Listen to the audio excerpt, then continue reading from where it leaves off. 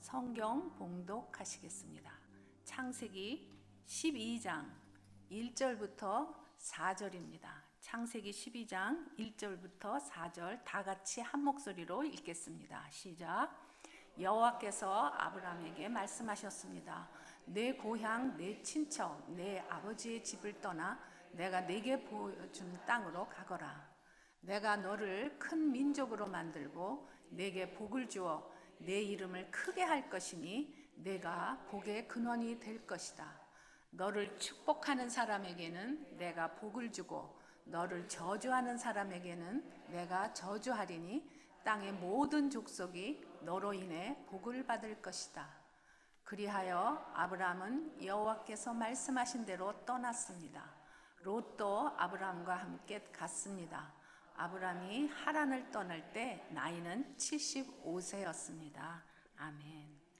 오늘 성 안에서 길 위로라는 제목으로 설교해 주실 목사님 유해군 목사님은 한국의 광나루역 근처에 있는 나섬교회의 담임 목사님이시고 제한몽골학교 이사장이십니다. 이제 나오실 때 환영의 박수, 또 어저께 도착하셨습니다. 그래서 오늘 이렇게 오셨는데 좋은 말씀, 은혜 가운데 있기를 원합니다.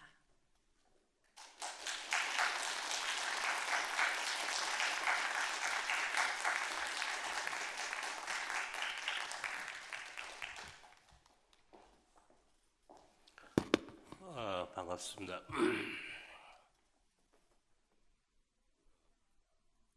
제가 여러분이 지금 보실 것처럼 지금 시력을 다 잃어서 여러분들이 제 오늘 이 짧은 시간에 소중한 시간인데 고개를 끄덕거리지 마시고 소리를 내주십시오. 그래야 제가 여러분들이 지금 얼만큼 이 예배에 집중하고 있는지를 제가 느껴야 하니까 이 성경에서 가장 의미 있는 중요한 사람이 있다면 뭐 누가 뭐라 해도 아브라함이죠. 아브라함은 믿음의 조상이라고 하고 복의 근원이 되었던 사람이라고 이야기를 합니다. 믿음의 조상이 되고 복의 근원이 될 수 있었던 아브라함이 과연 어떤 삶을 살았길래 그토록 중요한 인생을, 의미 있는 인생을 살 수 있었던 것일까? 오늘 창세기 12장 1절로부터 읽었던 이 본문의 말씀입니다. 여기에서는 딱 두 가지로 설명을 합니다. 두 가지로 설명하는데 하나는 12장 1절입니다. 여호와께서 아브라함에게 이르시되 너는 너의 고향 친척 아비 집을 떠나 내가 내게 지시할 땅으로 가라. 너로 큰 민족을 이루고 너를 창대케 하리니 너는 복이 될 것이다. 그러니까 첫 번째 조건은 하나님께서 가라고 했던 그 땅을 향해서 떠났다는 것입니다. 이것이 첫 번째 조건이죠. 두 번째 조건은 3절에 있는 말씀처럼 너를 축복하는 자에겐 축복할 것이고 너를 저주하는 자에겐 저주할 것이니 모든 민족이 너로 인하여 복을 받을 것이다. 이 축복, 아브라함 같은 이를 축복하는 것, 아브라함 같은 나그네 된 사람을 축복하는 삶이 결국 복이 있는 삶을 살게 되는 길이다라고 하는 것이죠. 그러니까 두 가지 조건을 여러분들이 오늘 들으셨습니다. 하나는 하나님이 가라고 하는 땅으로 떠나가는 것이고, 두 번째는 그렇게 떠나간 자들을 축복하는 삶이 결국 복받는 삶의 길이다 하는 것입니다.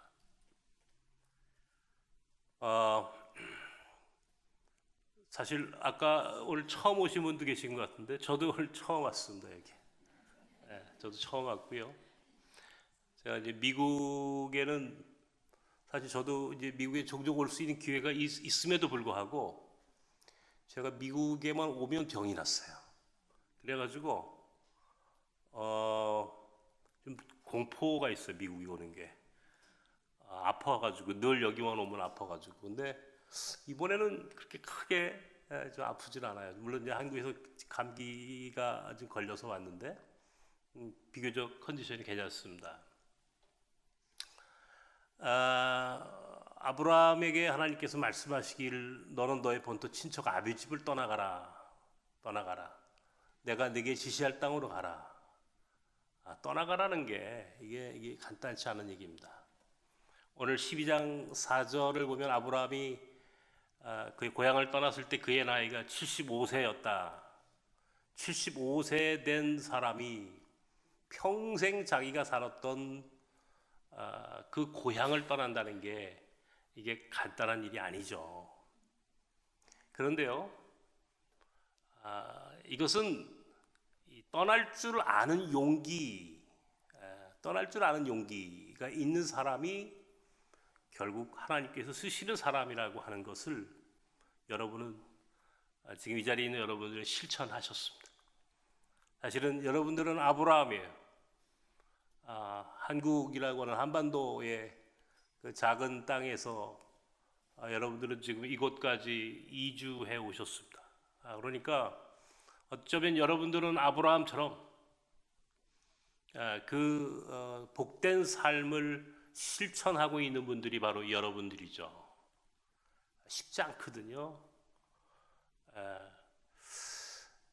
우리나라에도 250만 명 정도 되는 이주민들이 들어와 있습니다. 250만 명이라고 한다면 우리 대한민국 인구가 5천만 명이니까 약 5% 정도의 이주민들이 들어와 있습니다. 과거에는 상상하지 못했던 사람들이죠. 저는 지금 그런 이주민들을 목회하는 사람입니다. 여러분들은 저를 잘 모르시겠죠. 여러분들은 아마 대부분이 여러분들은 이제 저를 처음 오늘 만나실 텐데요. 저도 처음부터 무슨 이주민 목회에 대한 무슨 비전을 갖고 시작한 사람은 아니었고, 저는 이제 87년도에 장신대 신대원을 졸업했습니다. 그리고 군에서 군목 생활을 아주 짧게 임관을 해서 군목 생활도 해봤고, 1990년도에 전역을 했을 때에 제게 궁금해하는 것들이 하나 있었어요. 뭐냐면 유해근 목사의 삶은 어떻게 될 것인가 하는 것들이 제 주변에 있는 사람들이 늘 궁금해하던 물음이었습니다. 왜냐하면 지금은 제가 이제 모든 게 다 내려놓은 그런 상황이지만 한때는 욕심도 많았고 또 자존심도 강했고, 그래서 저 친구는 과연 어떻게 살까 하는 그런 궁금증이 사람들에게 있었죠. 그럴 때마다 제가 이렇게 대답을 했었습니다. 나는 최고가 아니라 최초가 되겠다. 높이 올라가는 삶이 물론 모든 인간들이 꿈꾸는 인생이겠지만, 높이 올라가는 것도 중요하지만 다른 사람이 하지 않은 것을 하는 것도 중요하다 하는 생각을 했고요. 몽골의 이 울란바토르 외곽에 가면은 돌골족의 장군이었던 돈유쿠크라고 하는 장군의 비문이 있습니다. 그 비문에는 성을 쌓는 자는 망한다, 그러나 길을 내는 자는 흥한다 하는 말이 있습니다. 일찍이 제가 가지고 있는 하나의 생각은 성을 쌓기보다는 길을 만드는 삶을 살겠다 하는 그런 철학을 가지고 있었습니다. 그러니까 목회보다는 일반적인 그런 목회자들이 가는 길보다는 좀 더 다른 길, 다른 사람이 하지 않았던 목회, 그런 것들을 꿈꿨죠. 결과적으로 92년도에 저는 이제 미국에 유학을 가게 되었습니다. 어드미션도 받았고 여러 가지 좋은 조건으로 공부할 기회가 있었어요. 그런데 어느 날 우연히 지금 강남에 있는 소망교회에 당시 목사님이셨던 곽설이 목사님이 한 번은 만나자 하는 연락이 와서 제가 찾아뵈었죠. 아침 일찍 당회장실을 찾아갔더니 목사님이 이렇게 이야기를 하세요. 당신이 이 풀러에서, 우리 여기 아까 부목사님 풀러에서 공부하셨던데, 풀러에서 선교학을 전공한 선교신학자입니다. 그런데 소망교회는 선교사가 없어요. 예를 들어 그렇게 이야기를 하시더라고요. 그러시면서 가장 좋은 선교의 전략이 하나 있는데 그것은 이주민들을 선교하는 겁니다. 제게 그렇게 이야기를 하세요. 그리고서는 이야기를 하시기를 이제 우리나라에도 이주민들이 들어오기 시작을 했는데 이주민들을 목회하고 그들을 선교할 사람을 찾고 있습니다. 뜻밖의 우리 유 목사를 내가 알게 됐는데 유해근 목사가 이런 일에 헌신할 생각이 없습니까? 미국에 유학을 간다고 얘기 들었는데 미국 유학을 포기하고 미국 유학 가지 말고 구로공단으로 들어가면 어떨까요? 그래. 야, 참 여러분 같으면 어떻게 하시겠습니까? 이곳 얼바인 이렇게 사람 살기 좋은 전 세계에서 가장 좋은 땅에 여러분 계신데 가지 말고 구로공단으로 들어가라.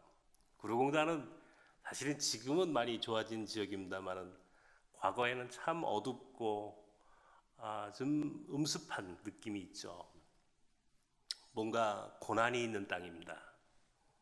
그런데요, 그 이야기를 듣는 순간 저는 그것이 하나님의 음성처럼 들렸어요. 제가 최초가 되겠다고 했잖아요. 아무도 하지 않는 일, 성 안에 있는 삶이기보다는 길 위에 있는 인생을 꿈꿨지 않습니까?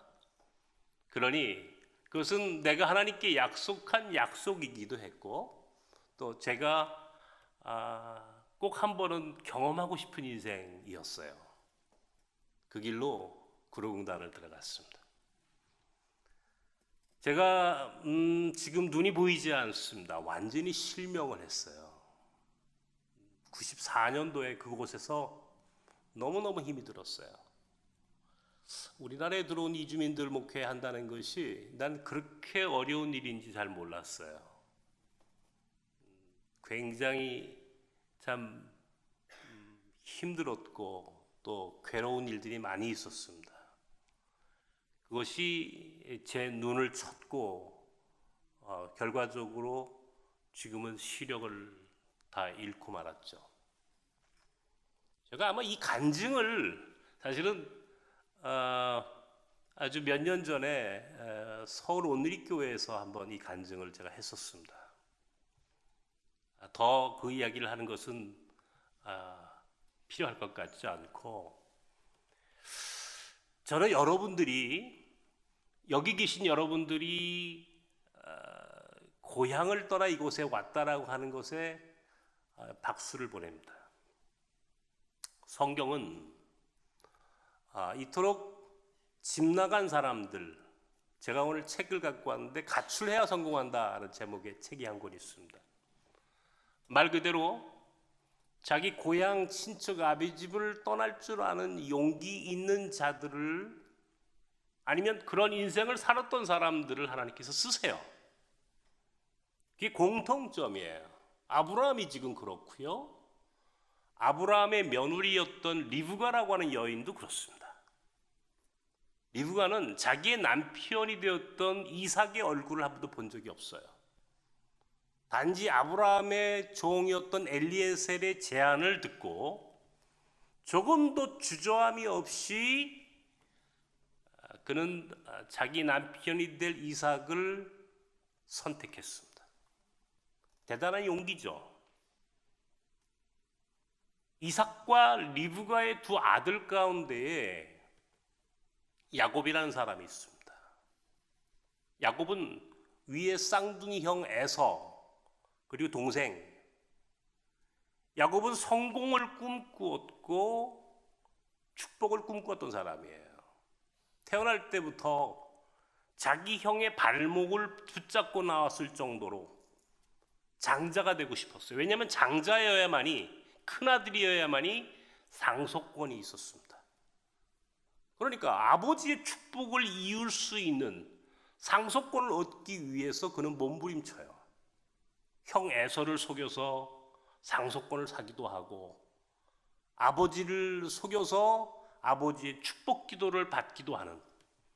그러나 결과적으로 그런 그의 인간적인 노력으로는 그가 성공에 이르지 못합니다. 그를 성공에 이르게 했던 것은 사실은 그가 광야로 나왔을 때예요. 창세기 28장을 보면 야곱이 장막에서 광야로, 장막이라고 하는 집에서 광야로 나온 이야기가 나옵니다. 소위 베델의 약속, 베델의 서원이라고 하는,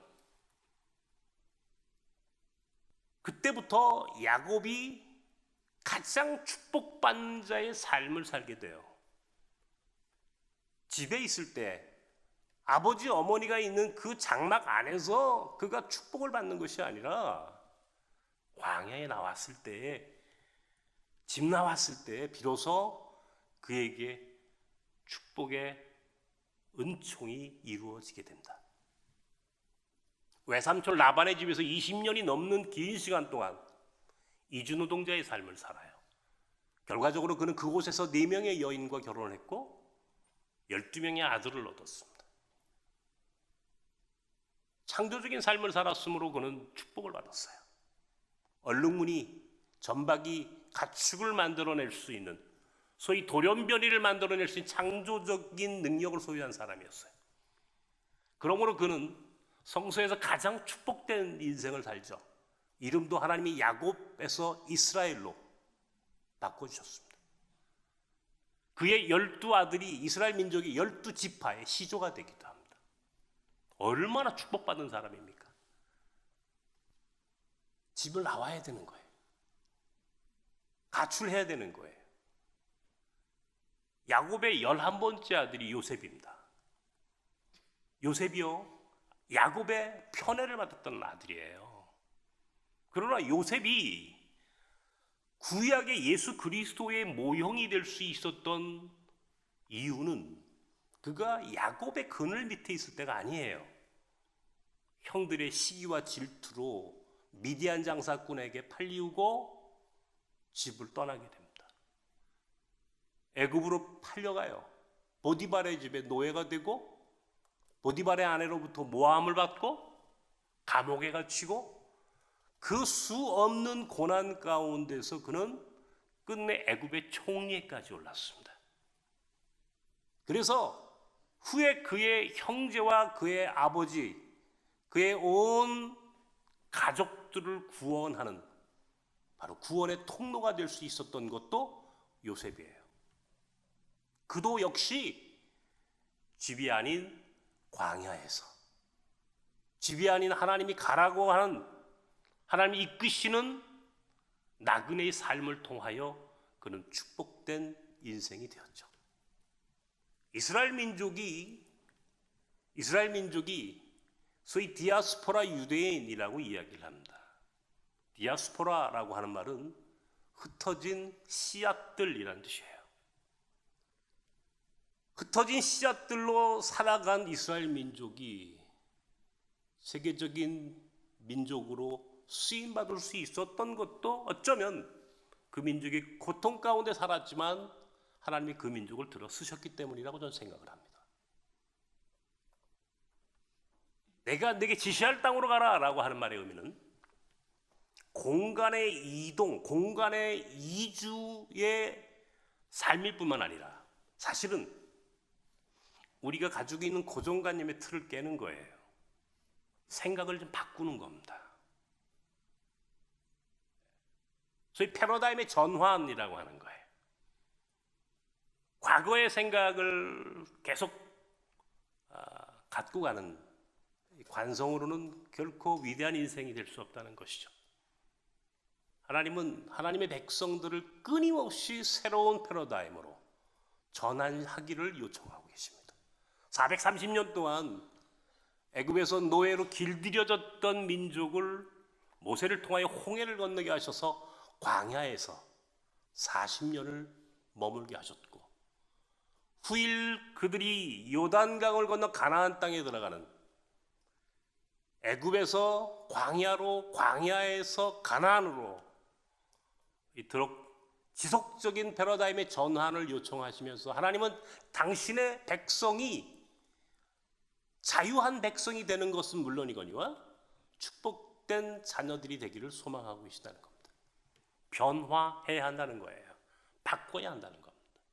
삶을 바꾸고 끊임없이 새로운 질서를 만들어갈 수 있는 용기 있는 사람들이 하나님이 쓰시는 사람들이라는 것이죠.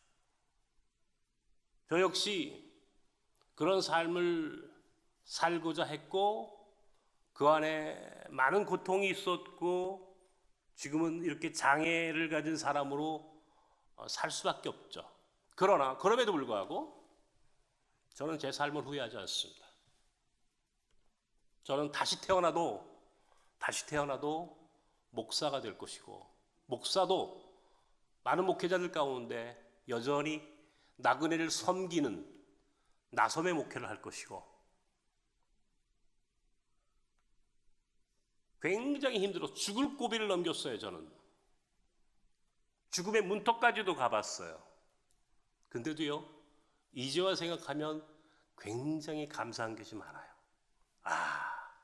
너를 큰 민족을 이루고 너를 창대케 하리니 너는 복이 될 것이다 했던 아브라함에 대한 약속이 이루어져 가고 있는 것을 제가 느낍니다. 제가 한 번은 신영복 선생의 감옥으로부터의 사색이라고 하는 책을 이제 다운을 받아서 이제 책을 그냥 이 종이 책을 읽을 수 없으니까 모바일로 읽는데, 그 책을 읽다가 제가 눈물을 펑펑 흘렸어요. 왜냐하면 신 선생은 19년 동안 무기징역을 살았던 사람인데, 어쨌든 그의 삶에 동의하든 않든 동의하든 관계없이 감옥살이를 했던 사람입니다. 근데 그 책을 읽다가 문득 내가 감옥살이 하는 것 같아. 왜냐하면 나는 아침에 우리 아내가 저를 제 사무실에 데려다 놓으면요, 하루 종일 밖에 나갈 수가 없어요. 할 줄 아는 게 없으니까 밖에 나갈 수가 없잖아요. 안 보이니까. 여러분들이 우리 이미정 목사님이 저를 소개해 주신 나섬교회라고 이제 소개를 해주셨습니다. 나섬 공동체, 나섬이라고 하는 말은 나그네를 섬긴다 그런 말입니다. 나그네를 섬기는 공동체를 하고 있는데, 나섬이라는 게 나그네를 섬긴다 그런 말이에요. 그런데 그날 그 책을 보다가 문득 나는 섬이다 그렇게 느껴져요. 나는 섬 안에 갇혀 있는 인생, 무인도에 갇혀 있는 것 같아. 너무 외로운 거야. 고독한 거야. 하나님, 어찌 나를 이렇게 고통스럽게 하셨습니까? 제가 뭐 그렇게 잘못한 게 많습니까, 하나님? 그러면서 하나님께 기도하면서 눈물이 났어요. 하나님, 그 순간에 내 가슴에 오셔서 큰 울림으로 말씀해 주셨어요. 맞다, 너는 섬이다. 그래요. 너는 섬이다. 너는 그렇게 고독하고 외로운 섬이야. 그러나 내가 그 섬을 세계로 만들어 줄게. 그러시더라고요. 이야, 그러고 보니까 나는 분명히 섬 안에 갇혀 있는 인생을 살아요. 꼼짝 못하고 저는 갇혀 있는 인생이에요. 그런데 하나님이 그런 제가 있는 섬을 세계로 만들어 주셨대요. 감리교회 창시했던 요한 웨슬레라고 하는 사람이 전 세계가 나의 교구다 그런 얘기를 했어요. 제가 눈은 보이지 않는 이 고통스러운 삶을 언제까지나 살지는 알지 못하지만, 그러나 감사하게도 저는 전 세계가 나의 교구입니다. 아까도 말씀드렸죠? 우리 나섬에는 전 세계에서 온 사람들이 모여들거든요. 여기는 온누리예요? 우리는 또 다른 온누리입니다. 굉장히 많은 국가에서 우리 공동체 안에는 6개 국가의 예배가 있어요. 몽골, 인도, 중국, 필리핀, 베트남 6개 국가의 외국인들이 와서 예배를 드리고, 또 제가 몽골 학교를 20년 됐거든요. 몽골 학교를 세운 지 300명이 넘는 아이들이 우리 안에서 공부를 하고 있습니다.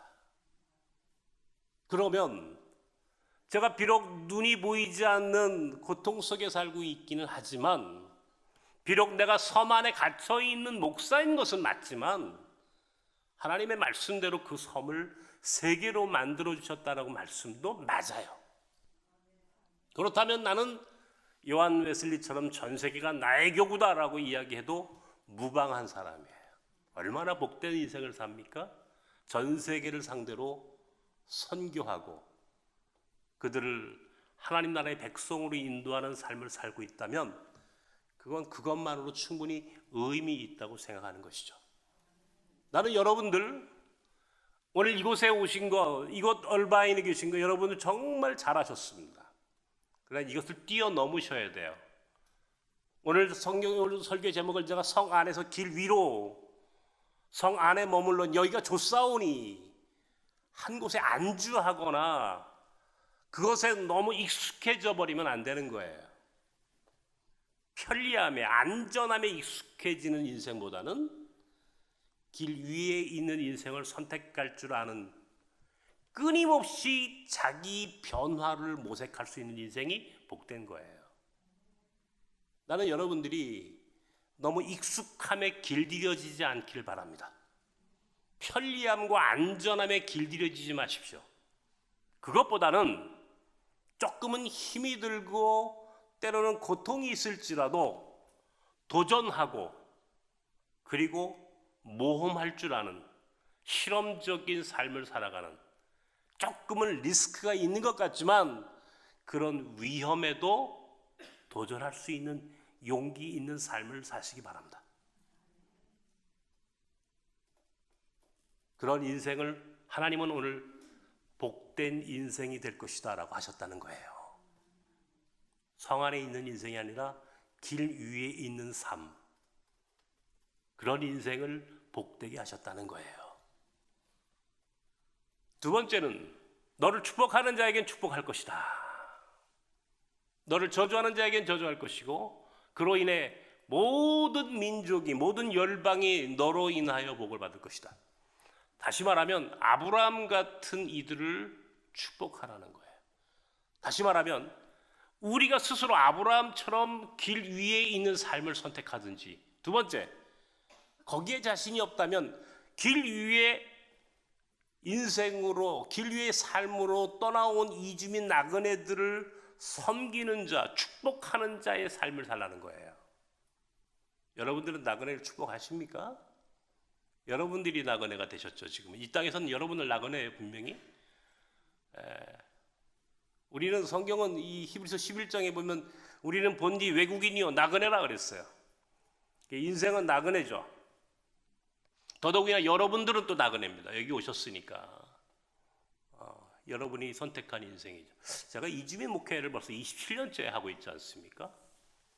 이주민 목회를 27년째 하면서 재밌는 현상을 하나 발견합니다. 뭐냐면 외국에서 살다 오신 분들이 이주민 선교에 관심이 있어요. 확실히. 그래서 우리 교회, 우리도 이제 나섬교회 교인들이 있는데, 우리 교회를 찾아오는 분들 중에 상당수가 해외에서 이주민 나그네의 삶을 경험하신 분들이 오세요. 본인들이 나그네가 된 사람들. 한 1년 전쯤인가요? 이제 제가 그분을 내일 모레 만나는데 미국에서 전화가 왔어요. 요 가까운 곳입니다. 이 얼바인에서 가까운 곳에 계신 분이 유튜브를 통해서 저를 알게 됐대요.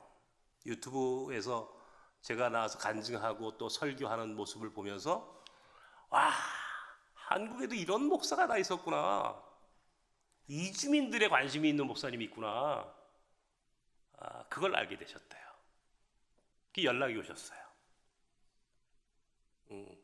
당신이 젊었을 때 미국에 와가지고 성공한 이주민의 삶을 사는데, 그러다 보니까 이주민 문제에 관심이 많아졌는데 한국에는 어떤 분들이 하나 없어요. 한국에는 별로. 근데 아주 찾아 들어갔더니 유해근 목사가 그런 일을 하고 있더라 하면서 굉장히 반갑다고, 함께 우리 나섬의 사역에 동역해 보겠다고 본인이 이렇게 연락이 오셨던 집사님이 계십니다. 이번에 와서 만나기로 했습니다. 제가 한 10년 만에 사실 이제 미국에 왔어요. 올 기회가 있었음에도 불구하고 아까도 말씀드렸지만 제가 좀 이게 몸이 아파가지고 오면은 꼭 그리고 이제 저희 집사람하고 함께 와야 하잖아요. 제가 이제 안 보이는 이제 사람이니까. 제가 이제 우리 집사람이 지금 우리 몽골 학교를 또 운영하고 있다 보니까 너무 바쁜 거예요. 서로 시간들을 이렇게 함께 긴 시간 동안 이렇게 해외 나갈 수 있는 그런 상황이 아니었고, 오랜만에 왔습니다. 오랜만에 오면서 제가 몇 가지 목적이 있어요. 하나님 분명히 오늘 너를 축복하는 자에게 내가 축복해 주실 것이다. 먼저는 제가 그런 면에서 복받은 사람이에요. 제가 이주민 나그네들을 축복하는 삶, 그들을 섬기는 삶을 살면서 제가 개인적인 고통은 있지만 그러나 결코 후회하지 않는다고 얘기했고, 오히려 저는 받은 게 너무 많은 사람이에요. 굉장히 축복받은 인생입니다.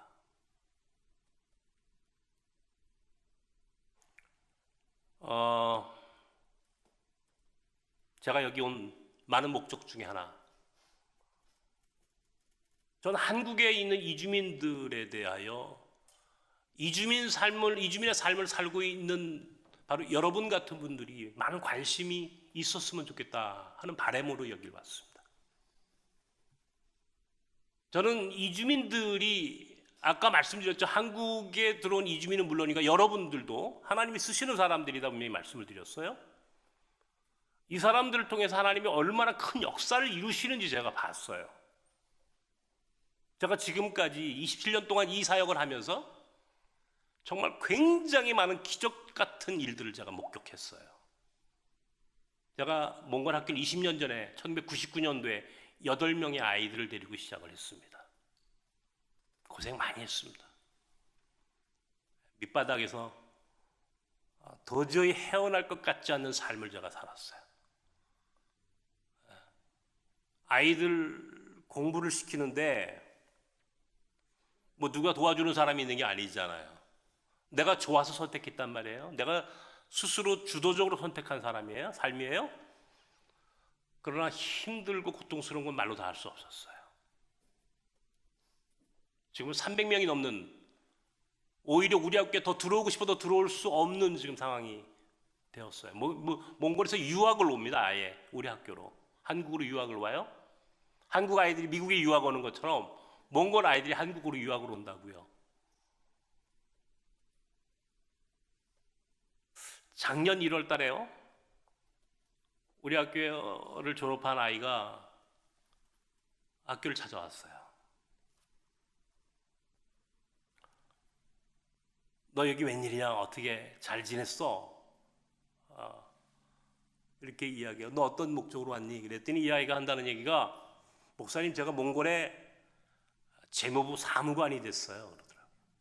이게 20대 중반의 아주 젊은 청년이 된 우리 학교 출신 아이가 우리로 얘기하면 행정고시를 붙고 사무관이 돼가지고 우리나라 기재부에 출장을 왔다고 하면서 몽골 학교에 오고 싶어서 한번 찾아왔다고, 목사님이 저를 이렇게 키워줘서 제가 성공했다고, 너 앞으로의 몽골의 지도자가 되거라, 앞으로 몽골의 리더가 되거라. 제가 그렇게 그 아이를 축복해 주었습니다. 저는 제가 지금 키우는 몽골 아이들이 앞으로 20년쯤 후에는 몽골의 최고의 지도자들이 나올 거라고 저는 생각을 해요. 저는 늘 기도합니다. 7명의 리더가 나와라. 몽골 최고의 학자, 변호사, 의사, 신앙인, NGO 리더, 정치인, 경제인, 그런 인물들이 우리 학교 아이들이 후에 그렇게 몽골을 이끌어가는 최고의 리더들이 나올 것으로 믿고 저는 지금도 이 사역을 하고 있어요. 누가 시켜서 한 일 아니고 누가 우리를 도와줘서 하는 것도 아니에요. 사실은요, 제가 이런 학교를 합니다. 그럼 한국 정부가 도와주시겠네요? 아니요. 몽골이 도와주겠네요? 아니요. 그럼 어떻게 해요? 눈에 뵈는 게 없어서 해요. 제가 그렇게 이야기합니다. 정말 눈에 뵈는 게 없어서 한다. 그건 겁이 없는 거예요. 보이는 게 있었으면 무서울 거예요. 근데요, 겁 없이 시작을 했고 겁 없이 두려움 없이 여기까지 왔습니다. 때로는 힘이 버거워서 무릎을 꿇고 싶을 때가 수도 없이 있었어요. 그냥 내려놓고 싶고 포기하고 싶을 때가 한두 번이 아니에요. 그러나 그럴 때마다 그럴 수 없다. 그럴 수 없다.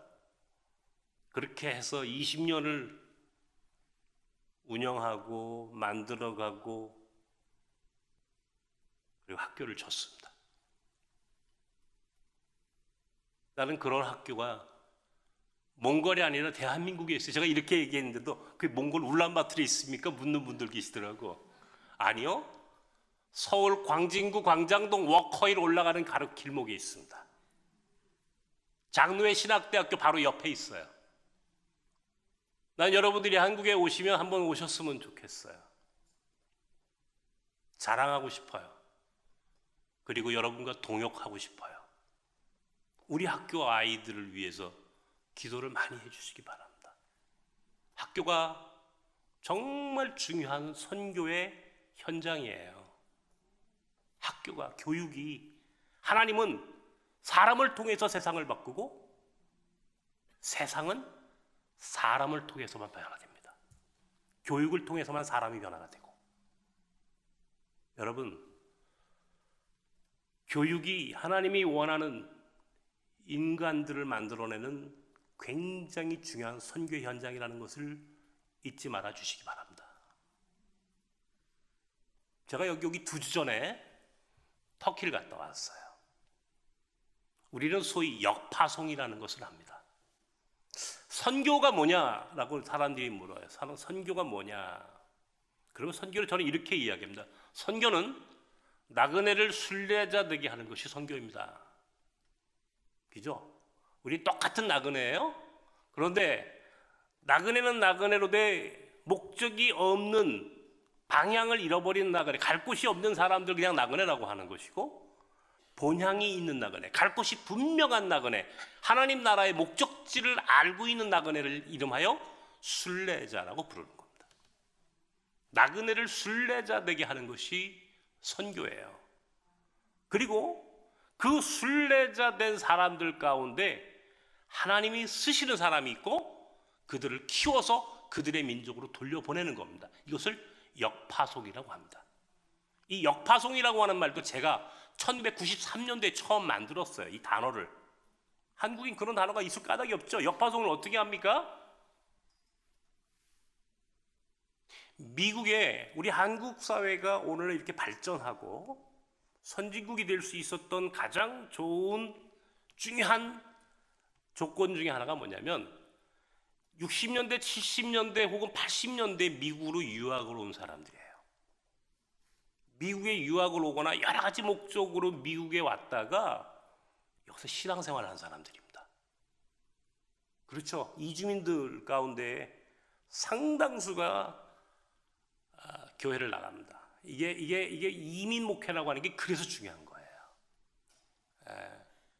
교회 안 다니던 사람도, 제 친구가 지금 서울대학교 교사하는 친구 하나 있는데 이 친구가 원래는 교회 안 다녔어요. 무신론자였다고요. 대학교 때까지.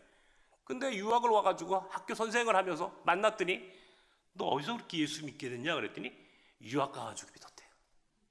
유학 가가지고 믿어가지고요. 거의 뭐 대단한 신앙인이 돼서 돌아왔더라고요.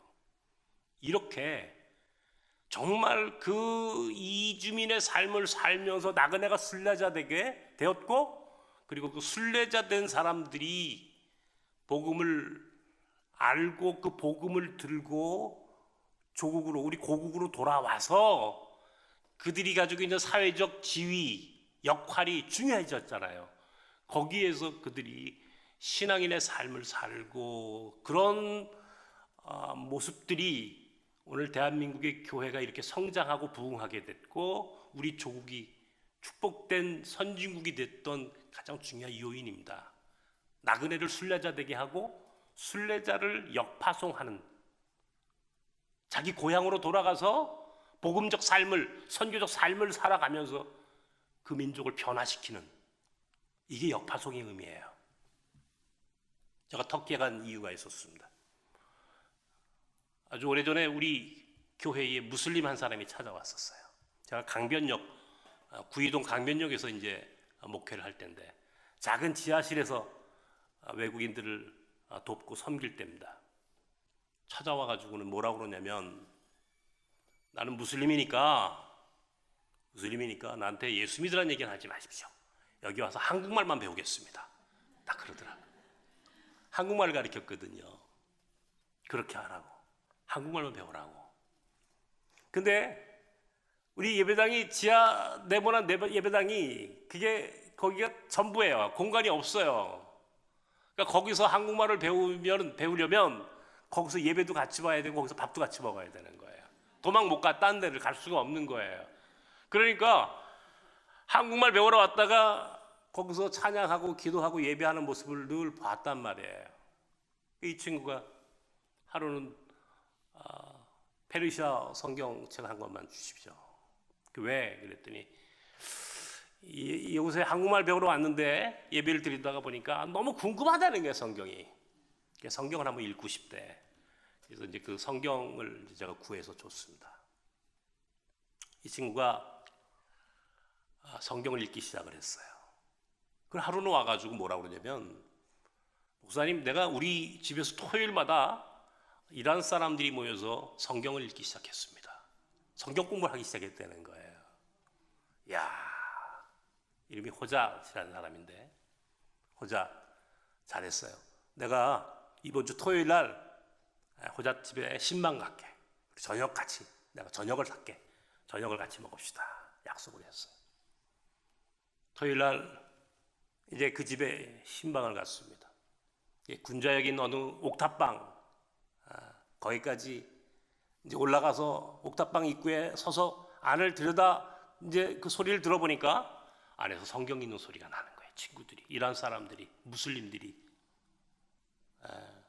야, 너무 감동적이에요. 야, 호자 너무 잘했어요. 자, 오늘 밥 먹으러 합시다. 오늘 뭐 먹을까? 이 친구가 한다는 얘기가, 목사님 삼겹살을 사주십시오. 그러더라고요. 무슬림이 삼겹살을 먹어요? 여러분, 이게 굉장히 중요한 사인을 내게 보낸 겁니다. 더 이상 무슬림을 고집하지 않겠습니다, 이 얘기예요. 신앙적으로 변화가 일어난 거예요. 삼겹살을 먹으면서 이렇게 맛있는 삼겹살 우리는 여태까지 못 먹었다고, 좀 더 사주세요 그러더라고요. 제가 그날 그들에게 삼겹살을 사주면서 너무너무 행복했어요. 이걸 잊지 못해요, 그날의 그 감격을. 제가 그런 사람이 우리나라 최초로, 이제 이 사람이 세례를 받았죠. 그리고 본인이 기독교인인 것을 자신 있게 공포했어요. 모든 사람들 앞에서 나는 더 이상 무슬림이 아닙니다. 나는 기독교인입니다. 선언을 했어요. 그러니까 이제 이 사람은 이제 고향에 돌아갈 수 없는 거예요. 근데 우리나라가요, 여러분 난민이라고 하는 개념을 아십니까? 난민. 지금 전 세계가 이주민의 시대예요. 전 세계가, 여러분도 지금 이주민이라고 했죠? 전 세계가 이주민, 지금도요, 전 세계 5억이 넘는 이민자들이 돌아다닙니다. 그리고 그들 가운데 상당수가 난민이에요, 난민. 유럽이라고 하는 나라가, 유럽의 지금 전 세계적인 이슈 중에 가지고 유럽이 가장 큰 이슈를 갖고 있는 것 중에 하나가 뭡니까? 난민 문제입니다. 저 시리아에서 넘어온 사람들, 아프가니스탄, 이라크, 쿠르드, 아프리카 할 것 없이 난리가 났어요. 이제 난민 문제로. 근데 종교 난민을 얻어야 되는데 우리나라가 기독교 국가가 아니란 말이에요. 종교 난민을 안 줬어요. 여태까지 한 명도. 그런 호자시라고 하는 형제가 우리나라 최초의 종교 난민 지위를 얻게 됐습니다. 2004년도 12월 달에 최초로 종교 난민 지위를 얻었어요. 역사의 역사. 그리고는 이 친구가 신학을 공부하기 시작했어요. 신학을 공부해서 장로의 신학대학교에서 신대원까지 졸업을 하고 2013년도 10월에 목사 안수를 받았어요. 여러분, 한 사람의 무슬림이 한국에 들어와서 예수를 믿고 종교 난민이 되고 신학을 공부하고 목사가 됐어요. 그동안에 우리 공동체에 나오는 봉사하던 우리 한국 자매하고 또 사랑에 빠져서 결혼도 했어요. 아이들 둘을 낳았다고요. 목사 안수를 하는 날 제가 이 친구 목사 안수 받는 날 이제 목사 안수를 해주러 갔죠. 담임 목사니까 많은 목사님들이 목사 안수 받는 그 자리에 저는 그 친구 머리에 손 얹고 목사 안수를 하면서 그 호자도 울고 나도 울었어요. 얼마나 많은 고생을 했는지 말도 못합니다. 한국말로 신학을 공부해요. 한국말로 무슬림이 기독교인이 되는 것도 어렵고 종교 난민이 됐고 신학을 공부해서 목사가 되는 자리, 그 감동과 감격은 이루 말할 수가 없는 거예요. 무슨 CBS, CGS, CTS, CGN, C자 들어가는 방송국이 다 와가지고 촬영을 했어. 목사 안수 끝나고 이 강대상 위에서 둘이 끌어안고 한참을 눈물을 흘렸어. 너무 감격스러워서. 나도 너무 감격스러웠고. 그리고 며칠 있다 찾아왔어요. 목사님, 이제 한국 국적을 취득할 수 있게 됐습니다. 난민 받고 이제 꽤 시간이 흘렀기 때문에 또 부인도 한국 사람이고 한국 국적을 취득하라고 법원에서 연락이 왔대요. 성씨를 하나 만들어 갖고 오라고. 그러면서 뭐라고 그러냐면 내가 목사님의 영적 아들이니까 유씨로 해주세요. 유씨로. 얼마나 기분이 좋은지 말도 못해요. 유씨. 야, 근데 가만히 생각해 보니까 또 그거는 좀 아닌 것 같아. 그래서 자, 그러지 말고 유씨는 우리가 너무 짜고 치는 것 같으니까 이씨로 해라. 무슨 이씨 하면 되겠습니까? 그래. 이란 이씨. 그래서 제가 이란 이씨의 성을 하나 만들었어요. 우리가 지금 실제로 있는 성이에요. 그래서 그게 이란 이씨 시조가 됐다고요. 야곱이에요, 야곱. 그죠? 야곱처럼 와서 한 일가를 이뤘단 말이에요. 시조가 됐잖아요. 이름도 바꿨고. 그 이란계 한국인이야. 이 부부를 2014년도 6월에 터키로 파송을 했어요. 선교사로 파송을 했어요. 왜? 한국 국적을 취득했지만 바로 이란으로 갈 수는 없어요. 너무 무서운 나라니까. 무슨 일이 일어날지 모르잖아. 무슬림의 나라에서. 그런데 아까도 우리 그 이미령 목사님, 여러분 이 세계가 어떻게 변화되고 있는지 이 통찰력이 굉장히 중요한 거예요. 난민 문제가 제가 늘 관심 있는 분야 아닙니까? 야, 이 터키라고 하는 나라를 주목을 해봐야 돼요. 터키. 전 세계 난민들이 다 터키로 가는 거야. 다 터키를 가. 시리아든 아프가니스탄이든 이란이든 난민들이 다 터키로 가가지고 터키에서 이즈밀이라고 하는 이 서문학교에 이 7교회가 있던 이 서문학교가 있는 그 자리가 이제 이즈밀이라고 하는 터키의 도시인데 이즈밀에서 밤에 고무보트를 타고 에게해를 건너가다 에게해를 건너서 지중해를 넘어서 이 그리스 아덴의 피레우스라고 하는 항구로 들어가는 이게 난민들의 루트예요. 그래서 그렇게 들어가가지고 저 북쪽으로 가가지고 발칸으로 넘어가서 헝가리에서 부다페스트에서 기차를 타고 독일로 가거나 프랑스로 가거나 영국으로 흩어지는 그 중에 일부는 미국으로 오는 이게 난민들이 흘러가는 길입니다. 터키가 굉장히 중요한 거점이에요. 거점. 거기에 이란 사람들이 이란이라고 하는 나라가 1979년 호메이니가 무슬림 혁명을 해가지고 미국과 적대적 국가가 됐단 말이에요. 미국이 지금까지 40년 동안 이란에 경제 봉쇄를 했습니다. 지금도 석유를 못 팔아먹게 하잖아요. 그러니까 나라가 망했어요. 지금 경제가 어려워지니까. 이게 이 사람들이 어떻게 해요? 먹고 살 길이 없으니까 나가야 되는 거예요. 밖으로.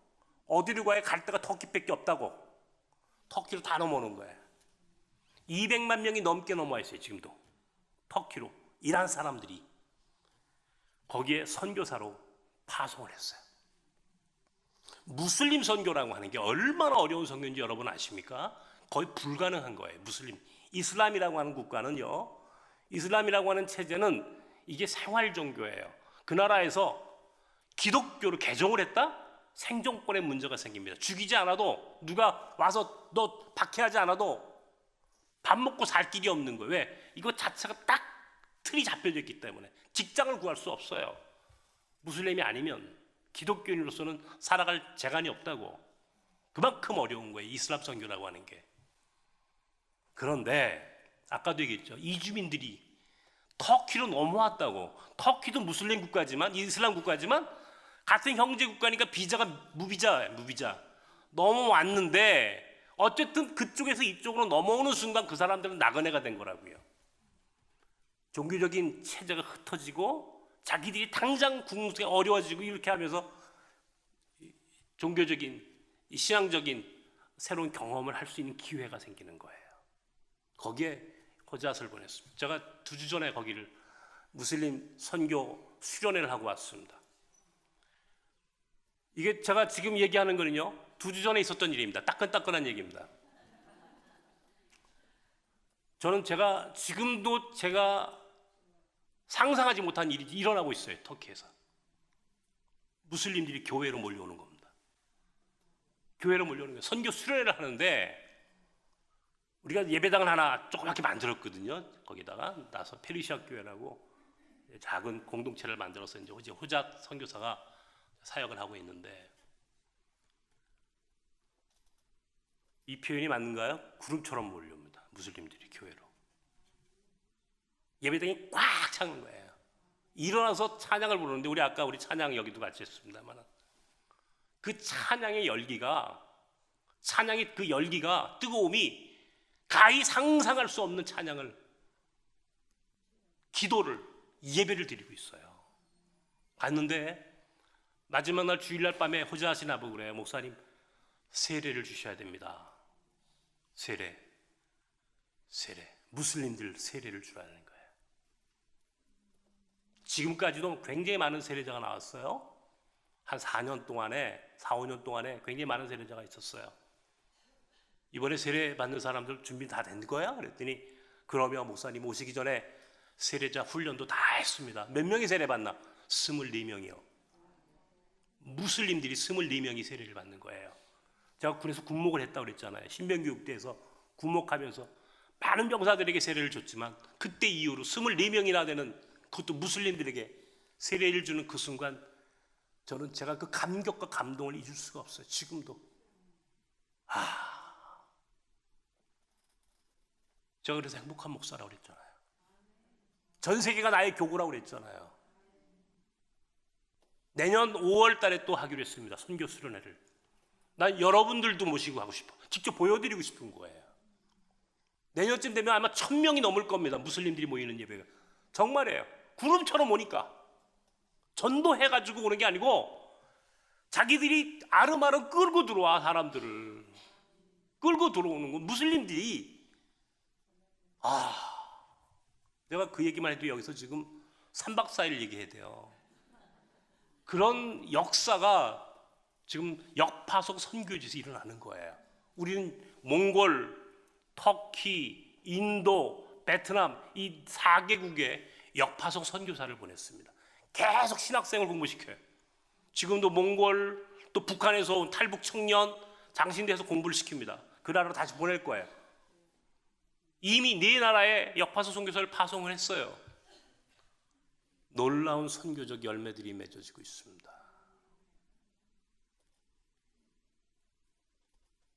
여러분, 선교라고 하는 말에 얼마나 관심이 있으십니까? 선교는요, 교회가 존재하는 이유예요. 사도행전 1장에 예수께서 승천하시 직전에 우리에게 유언처럼 말씀하셨습니다. 성령이 너희에게 임하시면 너희가 권능을 얻고 예루살렘과 온 유대와 사마리아와 땅끝까지 이르러 내 증인이 되리라. 땅끝까지 이르러 내 증인이 되리라. 이게 지난 2000년 동안 기독교가 존재하는 목적이라면 바로 그것이 선교라고 하는 겁니다. 그런데 오늘 우리 한국교회가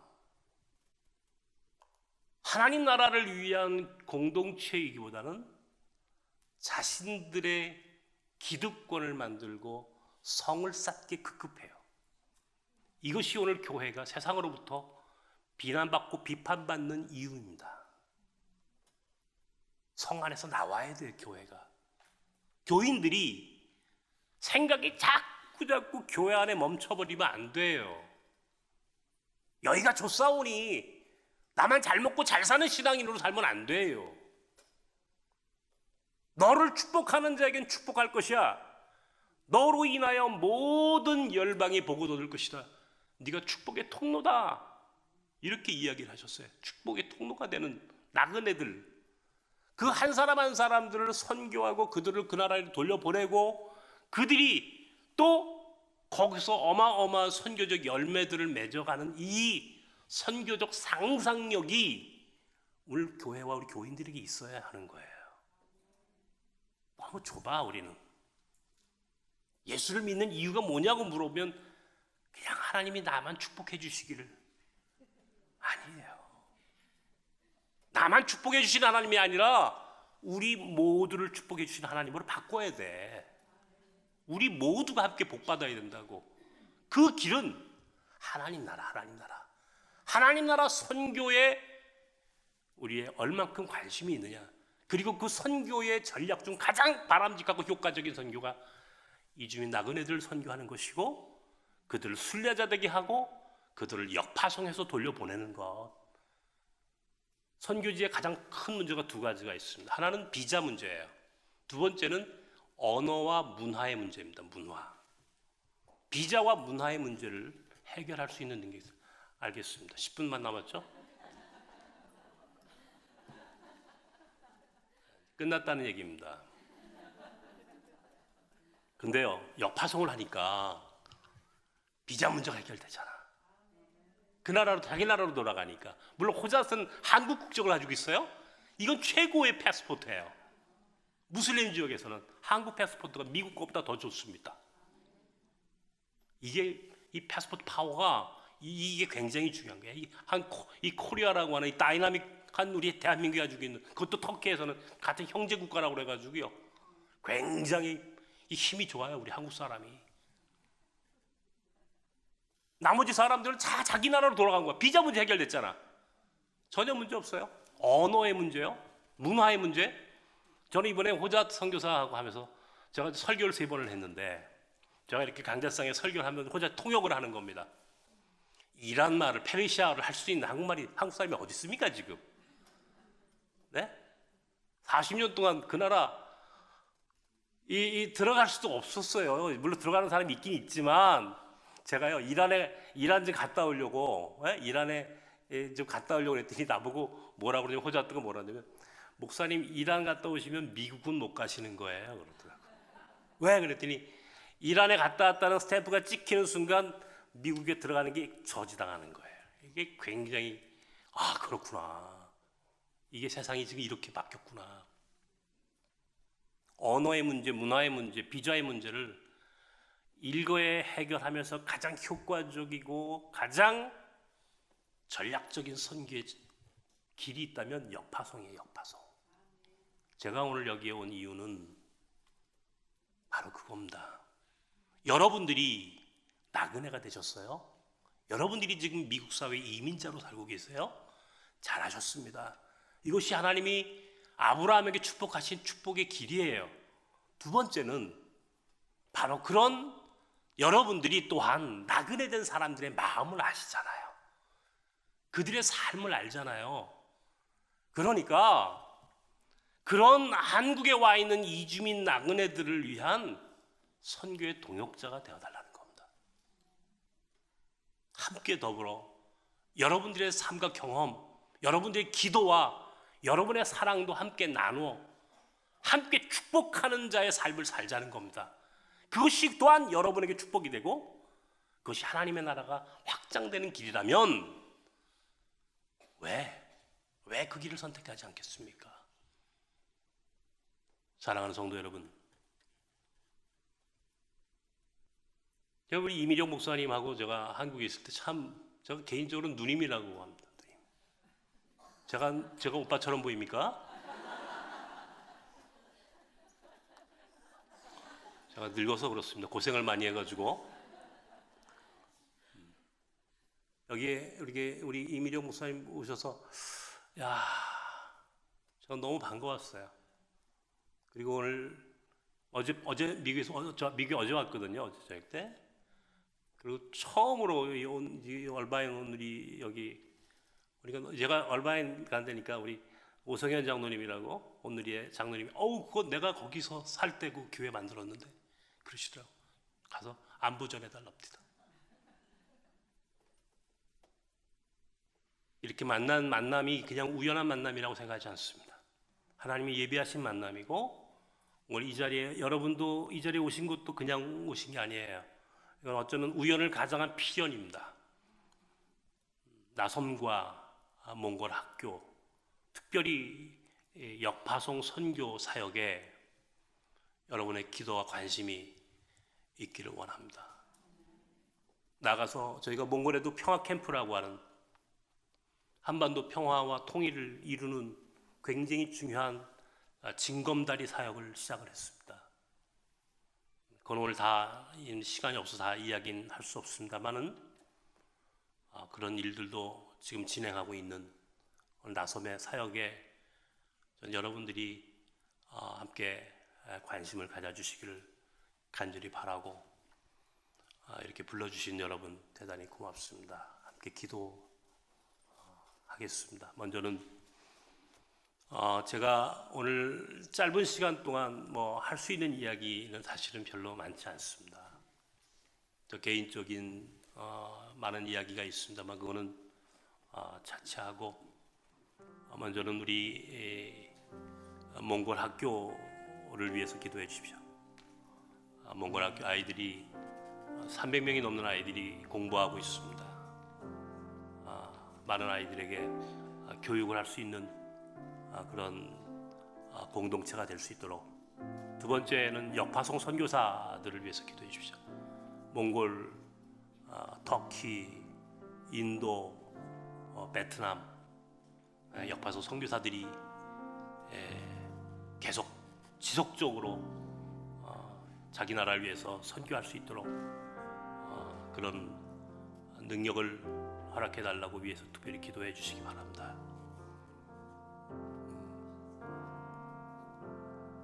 또 하나는 우리 몽골 평화 캠프 사역.